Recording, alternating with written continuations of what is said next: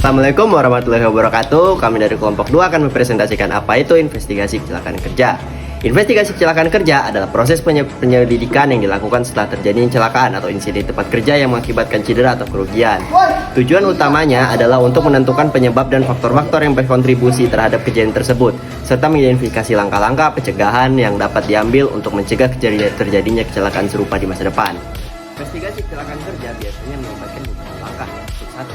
Pengumpulan bukti, mengumpulkan informasi tentang kejadian tersebut, termasuk laporan saksi, catatan medis, dan kerusakan dan bukti lainnya. 2. Analisis, menganalisis semua informasi yang terkumpul untuk mengidentifikasi penyebab akar dan faktor-faktor yang berkontribusi terhadap kecelakaan tersebut. 3. Identifikasi langkah-langkah pencegahan, berdasarkan hasil analisis, menentukan langkah-langkah yang dapat diambil untuk mencegah kecelakaan serupa di prosedur kerja, peningkatan pelatihan atau peningkatan perlindungan keselamatan. 4. Pelaporan, melaporkan temuan event investigasi kepada pihak yang berwenang seperti manajemen perusahaan atau otoritas pengawas keselamatan kerja dan menindaklanjuti implementasi langkah-langkah pencegahan yang direkomendasikan. Contoh kecelakaan kerja. Yang pertama, kecelakaan mesin, kecelakaan jatuh tingkat, kecelakaan bahan kimia, kecelakaan terbakar, kecelakaan tumpahan berat, kecelakaan terperosok, kecelakaan kelistrikan. Investigasi kecelakaan kerja, mengidentifikasi penyebab, mencari tahu apa yang menyebabkan kecelakaan atau insiden tersebut terjadi. Ini mencakup penyebab langsung seperti tindakan manusia atau kondisi lingkungan, serta penyebab mendasar yang mungkin melibatkan masalah sistemik atau kebijakan perusahaan. Mencegah kecelakaan di masa depan.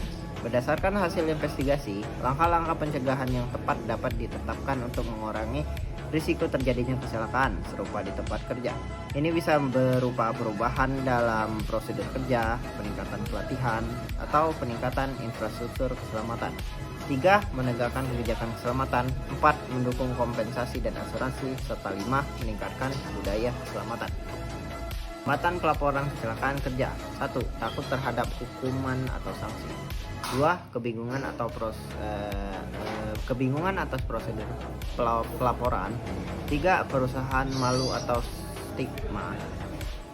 Maksudnya itu beberapa pekerja mungkin merasa malu atau merasa stigmatisasi karena terlibat dalam kecelakaan atau insiden di tempat kerja. Dan 4. Ketakutan akan dampak pada reputasi. Dan kelima, kurangnya kesadaran dan akan pentingnya pelaporan. Mengatasi kecelakaan kerja melibatkan pendekatan yang holistik dan proaktif untuk memastikan lingkungan kerja yang aman.